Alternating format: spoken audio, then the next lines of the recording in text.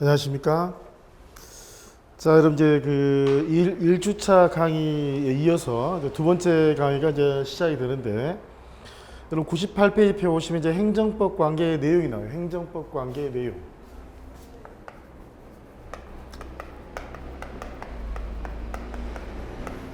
그러니까 행정법 관계는 이제 크게 이제 권력 관계하고 이렇게 관리 관계가 있어요. 관리 관계가. 이 관리 관계는 이제 행정 주체하고 그다음에 이제 일반 행정 객체인 국민이 있다. 그러면 이제 행정 주체하고 행정 국민이 대등해요. 대등한 관계고, 이 권력 관계의 경우에는 이제 행정 주체가 상대적으로 행정 객체에 대해서 우월한 관계인 거예요. 우월한 관계, 우월한 관계.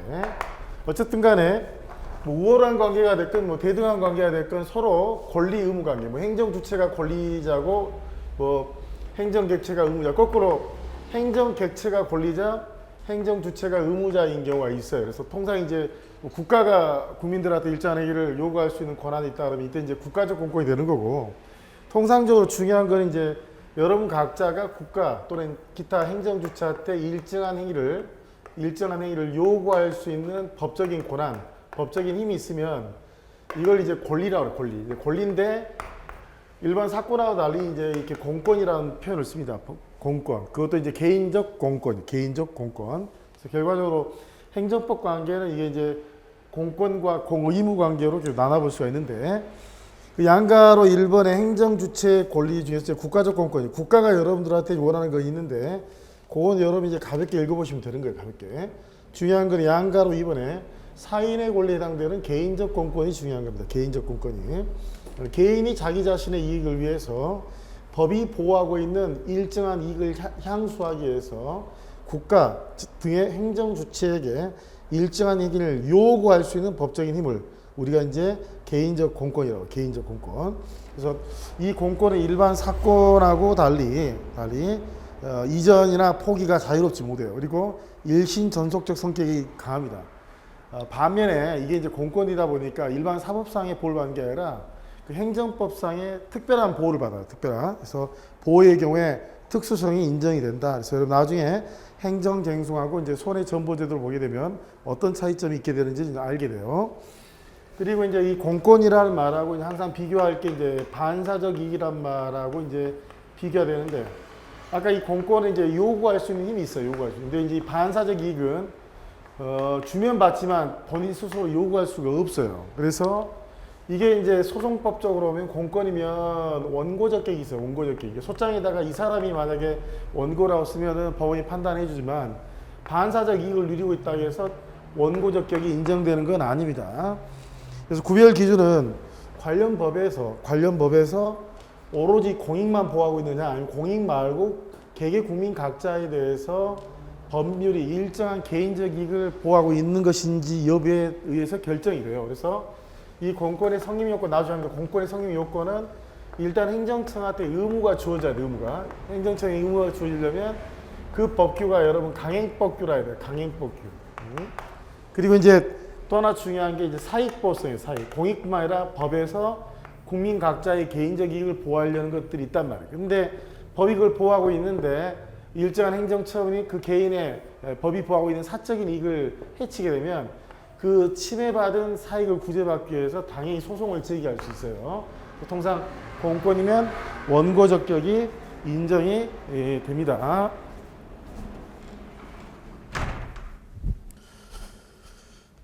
자, 그래서 그 구별 기준에 오면 특히 그 관련 법이 공익뿐만 아니라 개인적 이익도 보호하고 있는지 여부에 따라서 이제 개인적 이익도 보호하고 있다. 그러면 이제 개인적 공권에 해당이 되는 거예요.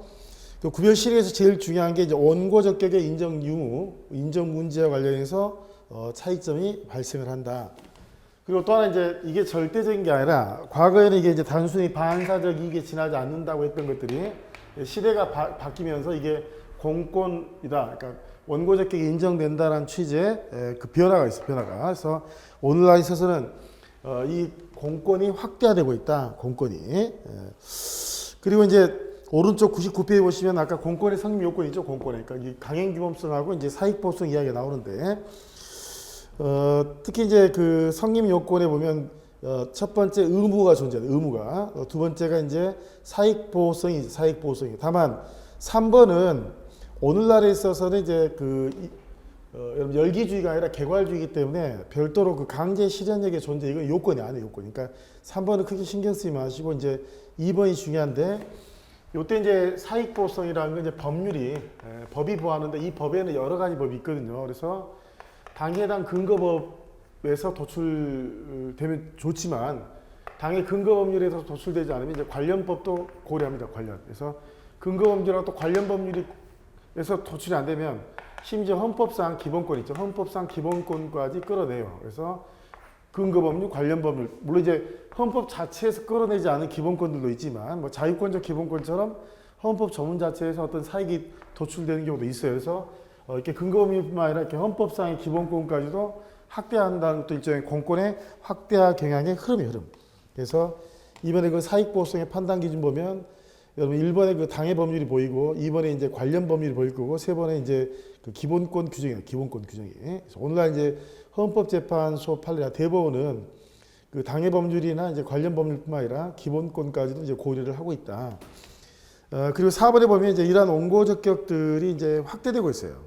확대되고 있단 말이에요. 그래서 물론 이제 나중에 오겠지만은 뭐 권리구제설보다도 법률상 이 구제설이 이제 또 확대되는 흐름인데 지금 통설이 이제 법률상 이 구제설. 그러니까 권리가 침해되지 않더라도 법률상 이게 침해가 있으면 원고적이 가능하다는데 오늘날에서 사실 이 권리하고 법률상이 거의 동의어로 해석이 되는데 그것도 일종의 이제 원고 적격의 확대화 흐름.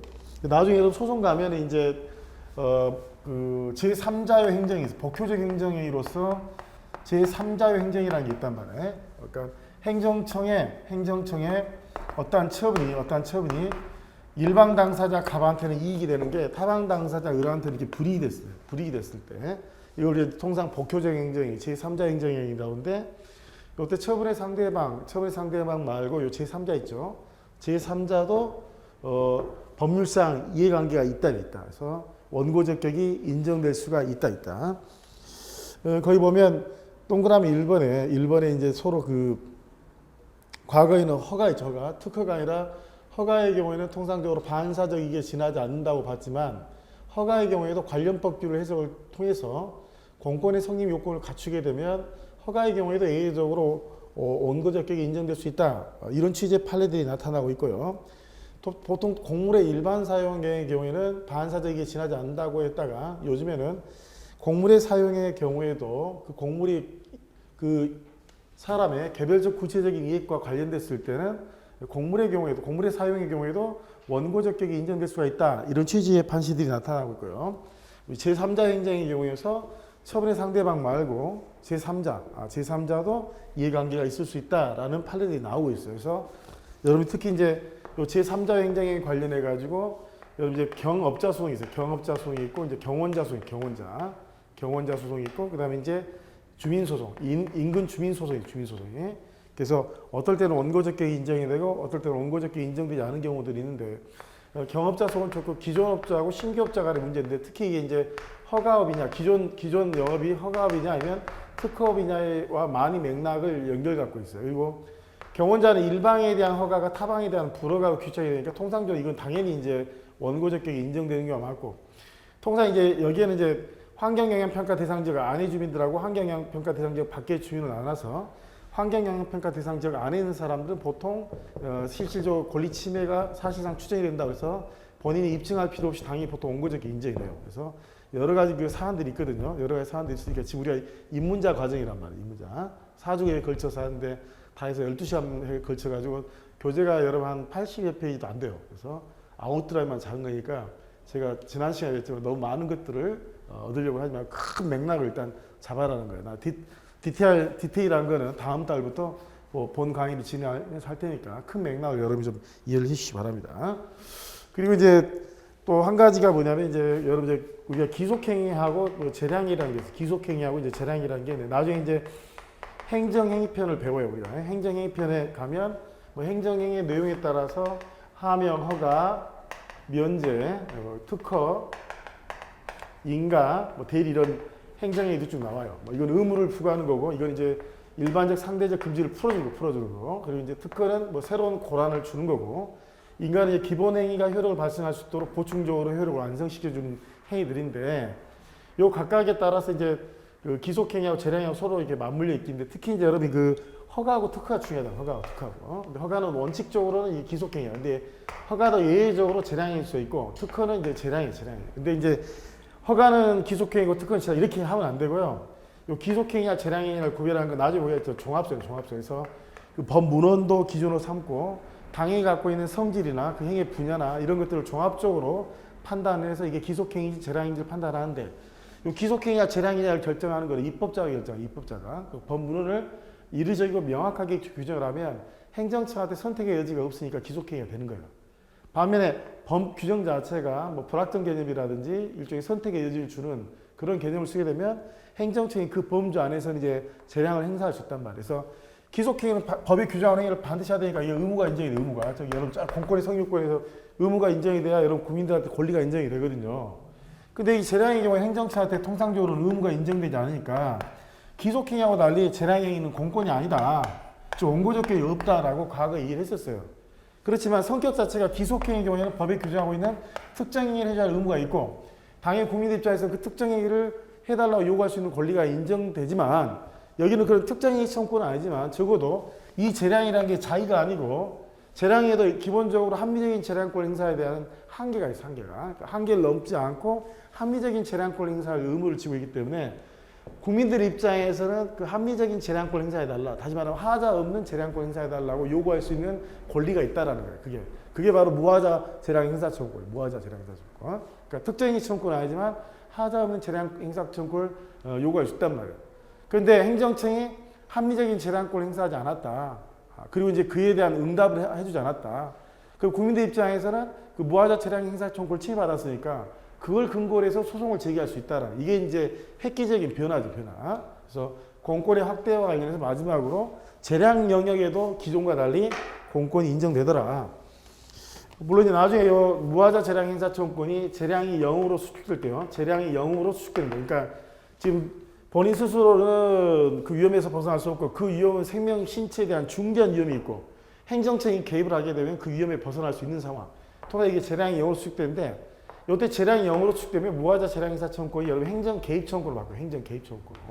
그러니까 내 자신의 이익을 위해서 행정청이 실제 나한테 침해를 주는 어느 타방 당사자한테 행정권 발동을 해달라고 요구할 수 있는 경우가 행정 개입 청구권인데, 무하자 재량 행사 청구권이 재량이 0으로 수축됐을 때는 그때는 행정 개입 청구권을 바뀌어요.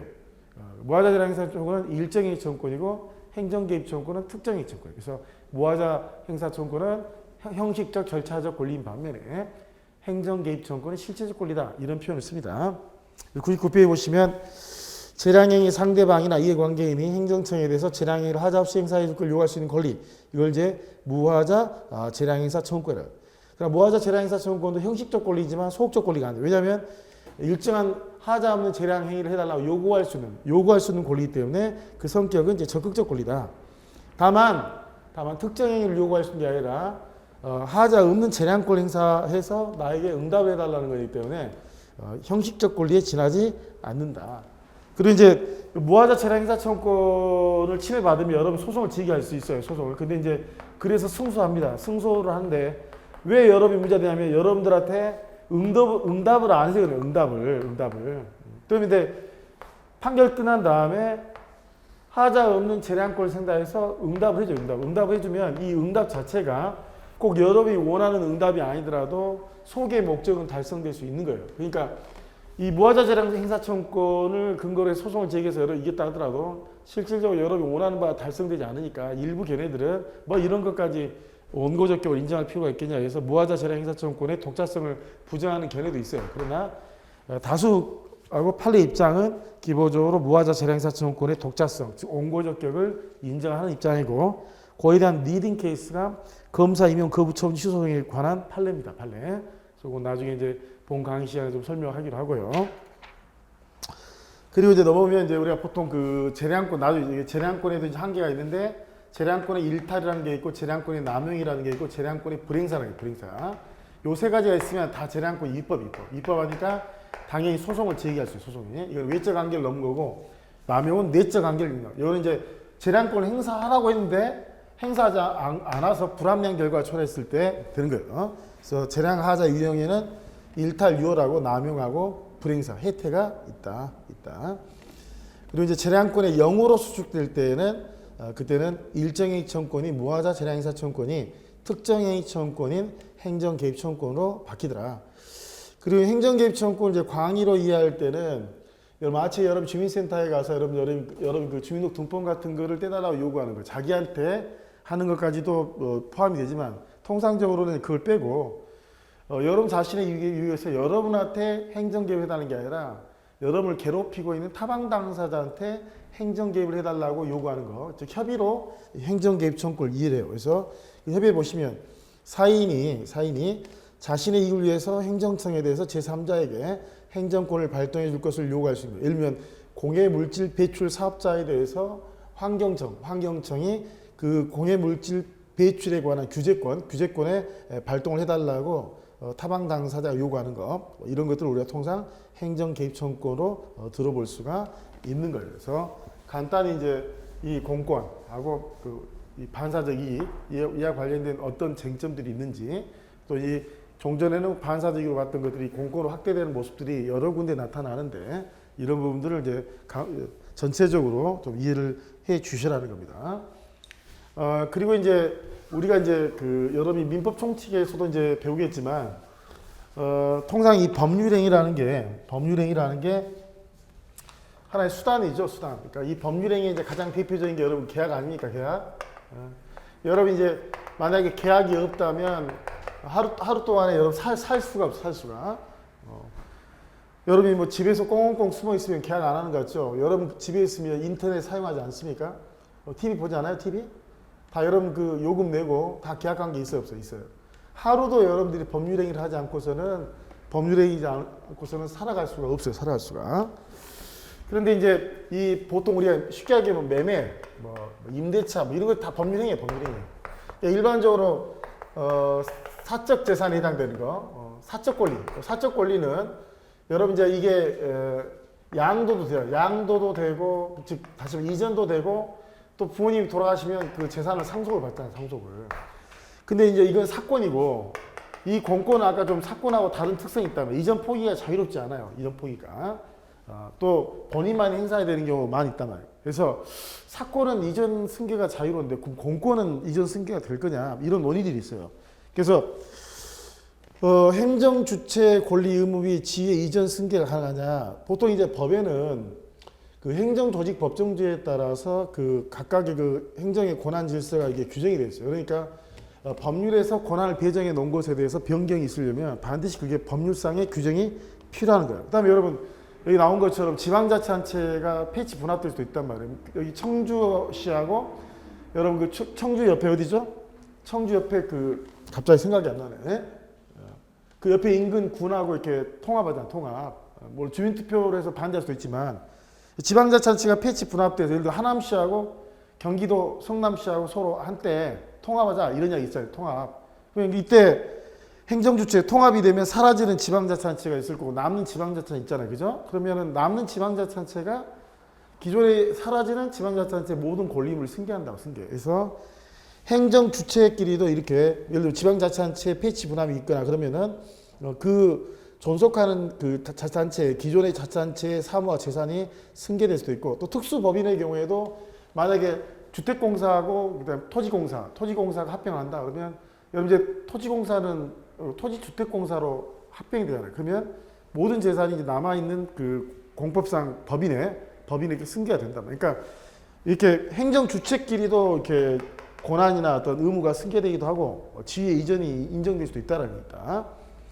그럼 이제 사인의 권리, 그러니까 사인이 갖고 있는 권리인데 그 사인의 권리가 사건이 아니라 공권이야, 공권. 어떠냐? 근데 행정절차법에 규정이 있어요. 그러니까 사인이 이제 개인일 수도 있고 법인일 수도 있는데 만약에 사망을 했다 또는 법인이 합병을 했다 그러면 그 상속인 또는 이제 그 존속하는 법인이요 당연히 그 사망 전에 피상속인의 권리 또는 합병 전 회사의 모든 권리를 이렇게 승계를 해, 승계. 또 만약에 양수, 사실상 양수가 있다면 행정청의 승인을 받아서 지위를 승계할 수도 있다는 거 있다. 그러니까 무조건 안 된다고 한 게 아니라 이 공권의 경우에도 자유롭지 못하지만 승계가 이루어질 수도 있다라는 거 있다. 그리고 이제 여러분 그 권력 관계 있잖아요. 요 권력 관계. 요 권력 관계는 통상적으로 우리가 이제 보통 일반 권력 관계를 이야기하니까 여러분들 보통 태어나면 다 일반 권력 관계에 이제 지배에 있어요. 그러니까 국민하고 이제 대한민국이라는 국가하고 국민이 있다 그러면 당연히 대한민국이 국가를 유지하기 위해서 국민들한테 이제 세금도 부과하고 뭐 병역도 병역 의무도 부과하고 하는데 이런 것들은 이제 일반 통치권의 근거에서 이 국가를 유지하기 위해서 행사가 되는 것들이에요. 그런데 이제 여러분들이 특히 당연히 일반 권력 관계에 있지만 이 그 일반 권력 관계에 있는 사람 중에 어떤 사람은 공무원 시험에 합격을 하고 어떤 사람은 이제 교도소에 재직하게 되고 어떤 사람들이 이제 예를 들어 군대에 입대하게 되고 그러면 이제 일반 권력 관계가 해체가 되는 게 아니라 일반 권력 관계보다는 좀 더 특수한 목적을 위해서 좀 군대라는 조직 또는 교도 조직을 위해서 포괄적인 지배라든지 포괄적인 복종을 받아야 되는 경우도 있단 말이에요. 있다.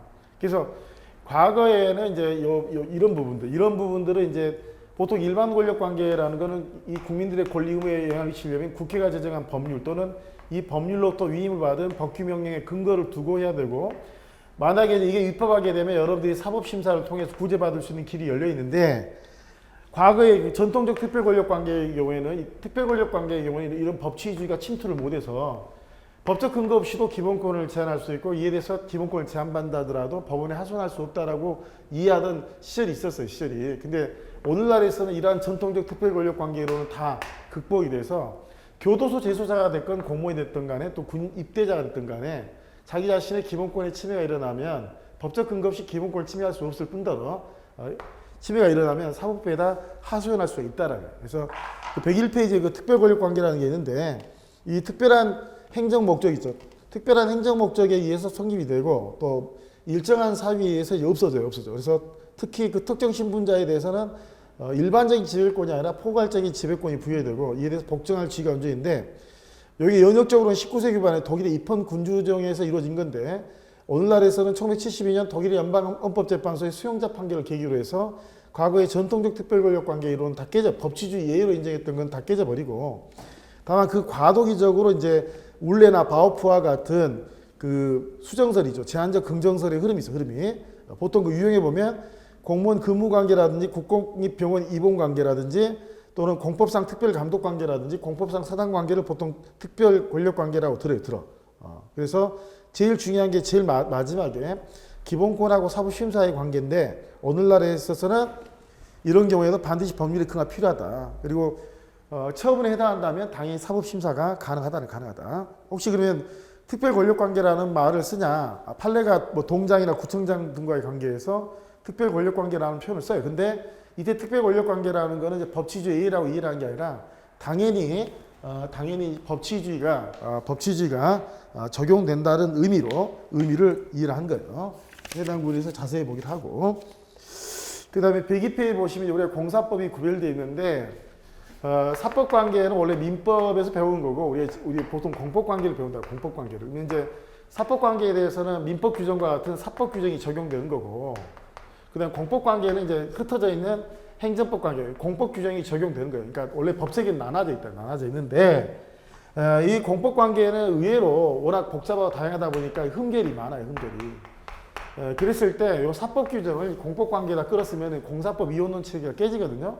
이게 가능하겠냐는 논의가 있어요. 그래서 안 된다라는 견해도 있지만 다수 견해는 될 수 있다라는 거야. 직접적으로 하자면 유추해서 적용될 수 있다라는 유추. 모든 게 아니라 보통 이제 법의 일반 원칙적 규정하고 법 기술적 약속. 보통 이제 기간하고 뭐 시효하고 주소 있잖아요. 지난번에 사건하고 관련된 있잖아요. 이런 것들은 보통 사무관리 부당이다 이런 것들은 다 사실 민법의 규정이 있거든요. 근데 그 민법에 있는 규정들을 이렇게 모든 규정인 게 아니라 행정법 관계에도 끌어다 쓸 수 있는 경우가 있어요. 그래서 뭐 그런 것들로서 뭐 민법의 대원칙인 모든 법의 대원칙이면 신의 성취나 권리 남용 금지 원칙 이런 것들도 있을 수 있고 또 그다음 주소 고소 있죠. 주소. 다만 이제 민법상의 주소는 생활에 근거되는 주소고 행정법상의 주소는 이제 주민등록법상의 주민등록이 된 곳을 우리가 보통 주소라 주소. 그래서 민법에는 주소가 여러 개가 있을 수 있지만 행정법에 있어서는 주소가 딱 하나밖에. 여러분 이제 민법 총칙 공부할 때 법률행위를 좀 공부하면 좋겠는데 이 법률행위에 관한 규정들도 이제 준용이 안 되는 게 많아요. 안 되는 거야. 그래서 꼭 똑같지만은 않다. 그래서 민법 총칙 공부를 좀 잘해 주세요. 그리고 이제 기타 보시면 기간이나 시효나 제척기간이나 사무관리나 부당이득 등 일반법 원리로서의 규정들은 공법관계에도 유추 적용될 수 있다라는 규정입니다. 간단히 이렇게 보기로 하시고요. 그렇게 해서 이제 행정법 통론이 끝났죠. 진도 잘 나가죠? 아웃라인 하니까요. 아웃라인. 이거 듣고 이해 안 된다고 하지 마시고 일단은 제가 들으면 큰 흐름은 뭐가 있고 어떤 것들이 있는지를 여러분이 스케치한다라는 의미로 들어야 됩니다. 그 다음에 104페이지 넘으면 이제 일반 행정작용법으로 넘어가요. 일반 행정작용. 제가 이제 어제도 말씀드렸지만은 행정법 총론은 일반 행정작용법이 나오고 여러분 이제 행정법 강론은 이거 아웃라인 시간에 안 하고 나중에 본의 강의하는데 행정법 강론에는 이제 그 특별행정작용 각 분야마다 이제 경찰행정작용, 급부행정작용, 뭐 토지행정작용 뭐 여러 가지 나눠지잖아요. 근데 일반 행정작용에 있어서 이제 그 제일 중요한 부분이죠. 일반 행정작용에서 사실 행정부가 할 거는 행정이. 이게 이제 개별적 구체적인 법 집행작용인데 우리가 법치행정이다 보니까 기본적으로 이 법이 만들어지면 법대로 집행을 하는 거예요. 법대로. 근데 법을 만들 수 있는 권한은 원칙적으로 국회가 법률을 제정할 수 있는 권한이 있단 말이에요. 그리고 통상 이 법률이라는 거는 개별적 구체성이 아니라 이 말 중에 일반적 추상성을 띈다. 일반적 추상성. 불특정 다수인 불특정 사안을 대상한다는 거예요. 그래서 통상적으로 이 법률이 일반적 추상성을 띠니까 우리가 개별적 구체성이라야 이게 처분이고 처분이라야 우리가 이제 나중에 행정소송 일종인 항고소송의 대상이 되는 거거든요. 그러니까 원칙적으로 이 행정입법은 항고소송의 대상이 되지 않아요. 항고소송에. 그러니까 규범이니까 오히려 이건 규범통제의 대상이 되는데 여기서 규범통제라는 거 뭐냐면 이 일반적 추상적인 규범의 최고 정점에 있는 게 국민이 만드는 헌법이에요. 헌법. 그러니까 헌법에 규정하고 있는 그 이념하고 이걸 저촉되면 안 된다. 국회가 제정한 법률도 헌법에 저촉되면 안 되고 그게 이제 행정입법이잖아. 법규명령하고 이제 행정규칙이 있는데 법규명령도 일반적 추상적이고 행정규칙도 이제 일반적 추상적인 거 일반적. 다만 요거는 행정부 내부에 관해서만 규정한 거 요거는 원래는 법률로 규정해야 될 거예요. 국민과 관련되니까 국민의 권리 제한 의무가 관련이니까 법률로 규정해야 될 건데 모든 것을 위임하면 안 돼. 포괄기만 하면 안 되는 거고 국회에서 일정한 사항을 이렇게 대통령령, 총리령, 부령에 위임을 한다면 개별적 수권이 있으면 원래 법률로 정한 사항의 일부 사안을 법규명령에 규정할 수 있는데 이 법규명령은 이거는 대외적 구성력이 있다면 대외적 구성력이 있는 반면에 행정규칙은 순수하게 행정부 내부의 문제니까 원칙적으로 대외적 구성력이 없단 말이에요. 통상적으로 법규명령이 대통령령, 총리령, 부령이라면 얘는 훈령, 지침, 고시, 지시, 예규, 일일, 명령 이런 것들 우리가 행정규칙이라고 104페이지 오시면 행정입법 나오는데 이건 이제 원래 의회 입법이 원칙인데 의회가 하는 게 아니라 누가? 행정부가. 원래 행정부는 일반적 추상적인 규범을 못 만드는데 의회로부터 위임을 받아서 일반적 추상적인 규율을 정하는 것을 우리가 행정입법이라고 해요. 행정입법. 오늘날에서는 지방자치제도 시행하니까 행정입법은 중앙정부가 만드는 것인 게 아니라 지방정부가 만드는 것도 있어요. 그래서 법규명령 행정규칙뿐만 아니라 조례와 규칙 있죠. 조례와 규칙도 행정입법에 해당한다. 그리고 특히 이제 법규명령하고 행정규칙의 구분이 중요하다. 둘 다 공통점은 행정부가 하는 것이다. 차이점은 법규명령, 물론 이제 법규명령의 모든 법규명이 아니라 법규명령 위임명령도 있고 집행명령도 있는데 보통 우리가 법규명령하면 위임명령을 지칭하거든. 위임명령은 당연히 국민의 권리와 사항을 규정할 수 있으니까 수권이 필요해. 수권. 근데 행정규칙은 원칙적으로 이게 입법자가 개입할 사안이 아니고 행정부의 자유재량이 인정되는 부분이니까 당연히 행정규칙은 수권이 필요 없어. 수권이. 그리고 국민의 권리 의무에 관한 사항을 규율할 수가 없는 거예요. 그리고 이제 이 법규명령은 대의적 구성력이 있으니까 실제 행정부도 따라야 될 뿐만 아니라 국민도 지켜야 되고 여러 법관 있죠. 법관도 재판할 때 당연히 법규명령대로 재판을 해야 돼. 이걸 뭐라 하냐면 재판규범성이죠. 그래서 법규명령은 재판규범성이 있지만 행정규칙은 재판규범성이 없어요. 프랑스 대혁명 초기에는 그 위임입법 자체가 허용되지 않았어요. 행정입법 자체가 허용되지 않았지만 국가는 적극국가 성격 때문에 오늘날에서는 일반적으로 의회입법뿐만 아니라 행정입법도 일반적으로 허용하는 게 통상적이다. 다만 태생적으로 한계가 있기 때문에 그에 대한 통제가 중요하다.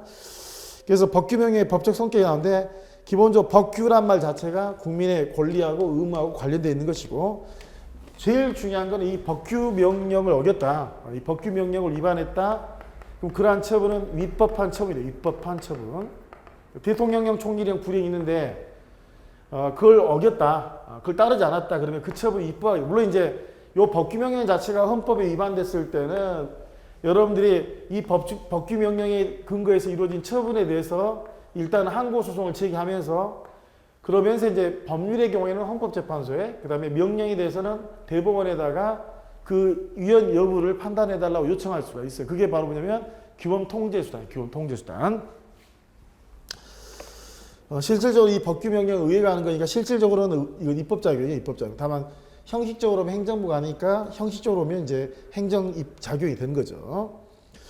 그리고 이제 오른쪽에 이제 법규명령의 종류와 보시면 사실 이제 헌법 대의 명령이 있었던 시절도 있어요. 그러니까 긴급조치나 또 이제 비상조치처럼 4공화국, 5공화국 때 이게 의회가 아니라 대통령이 발하는데 그게 국민이 만드는 헌법과 똑같은 효력이 인정된 시절도 있는데 지금은 이제 헌법 대의 명령은 없어요. 그렇지만 통상적으로는 법률 종속 명령이 본질적인 모습이지만 국가 비상시에 있어서 위기를 대처하기 위해서 대통령한테 명령과 동일한 효력이 인정되는 긴급명령이나 긴급재정경제명령권을 인정하고 있거든요. 단어가 명령으로 끝났다 하더라도 그 명령, 법규명령이 아니라 법률과 동일한 효력을 간다는 측면에서 우리가 그걸 법률 대의명령이라 법률 대의명령.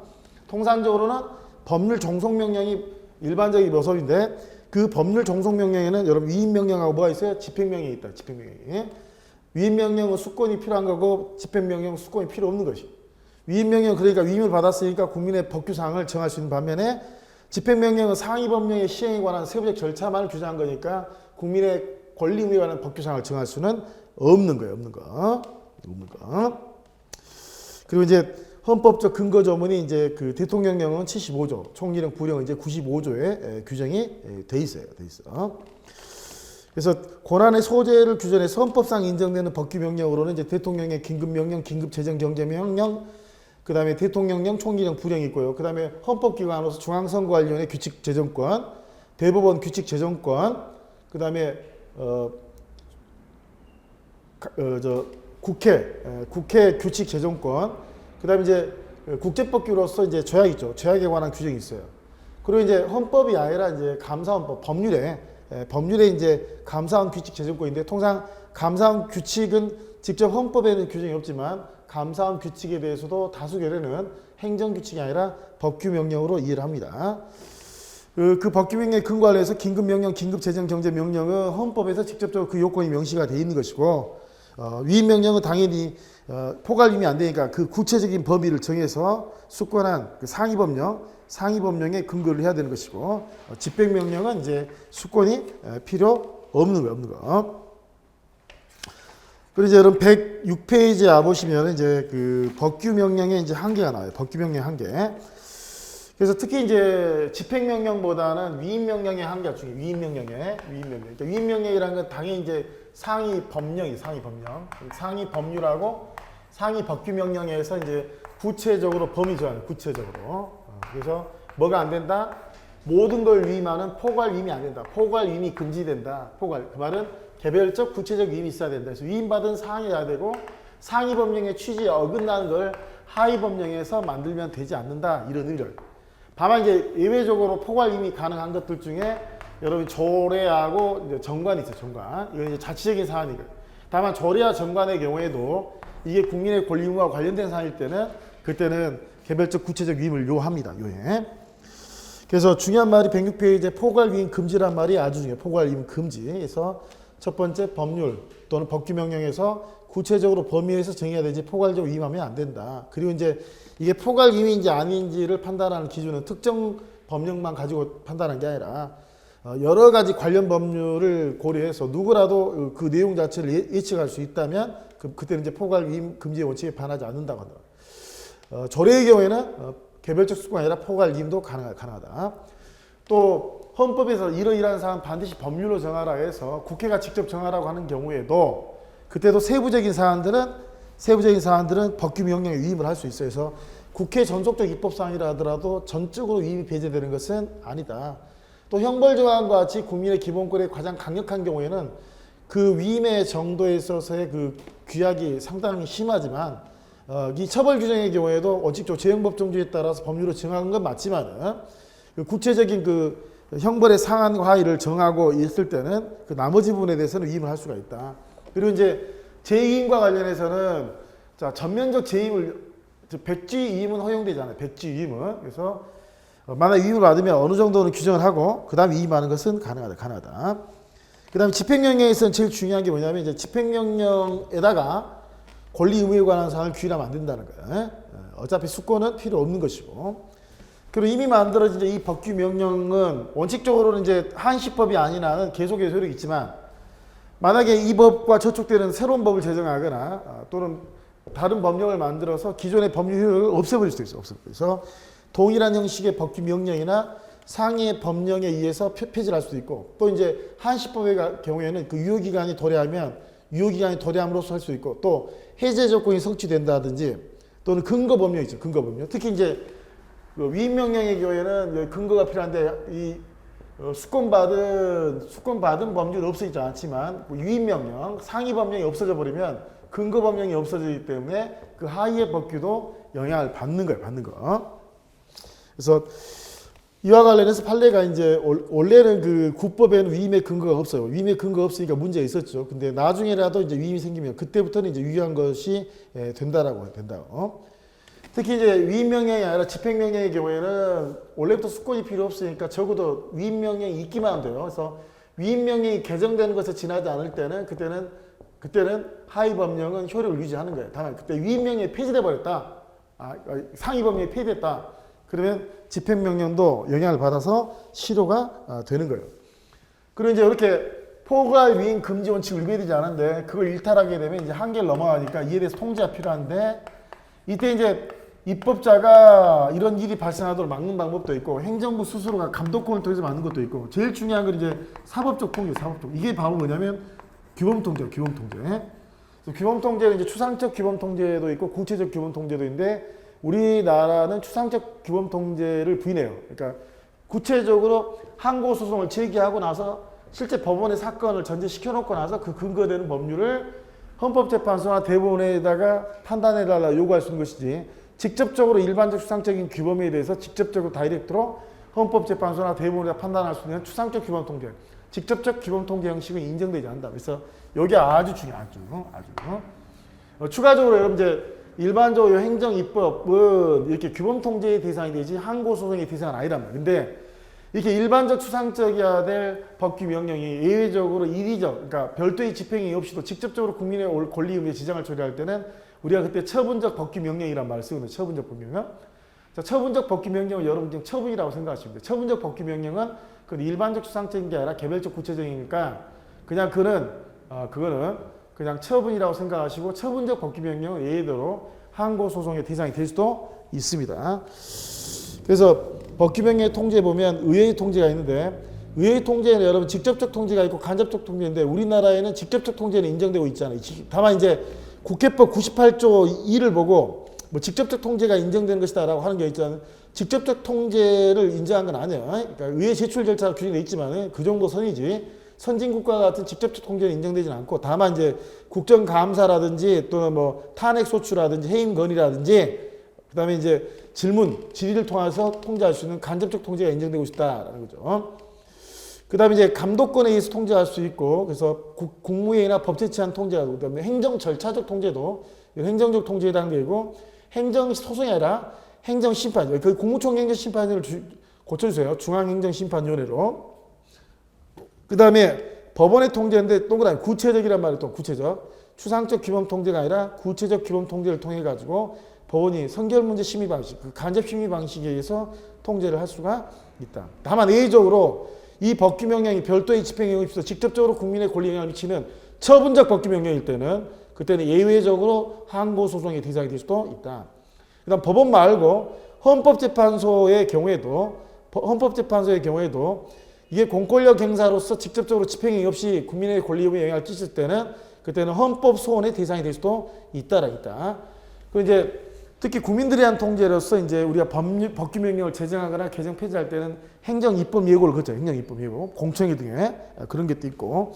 그다음에 여러분 이제 행정 입법 부작이라는 게 있어요. 행정 입법. 그러니까 상위 법령에서는 일정한 법령을 만들 의무가 주인데 대통령령이나 총리령, 부령을 제정하지 않아서 결과적으로 국민이 일정한 권리를 침해받았을 때 이걸 항고소송의 일종인 부작위법 확인 소송을 제기할 수 있냐의 논의가 있는데 행정부작위하고 달리 행정입법 부작위의 경우에는 부작위법 확인 소송은 안 된다는 거예요. 다만 부작위법 확인 소송은 안 되지만은 헌법 소원은 가능하다. 헌법 소원은. 그래서 특히 이제 그와 관련해서 행정입법 부작위 부분을 잘 이해해야 돼. 행정입법 부작위. 그래서 원칙적으로 행정입법 부작위에 대한 부작위법 확인 소송이라는 항고 소송을 제기할 수 있다 없다? 없다. 헌법 소원은 된다 안 된다? 된다. 그래서 나중에 디테일한 부분들은 이제 추가적으로 본 강의 시간에 보기로 하겠습니다. 잠깐 쉬었다. 지금 이제 행정 입법 중에서 이런 법규 명령까지 끝났어요. 법규 명령까지 잠깐 쉬었다가 행정 규칙 보고요. 그리고 이제 요 행정 입법하고 큰 양대 그 주제가 행정행위. 그래서 그걸 같이 보도록 하겠습니다. 잠깐 쉬었다 하겠습니다.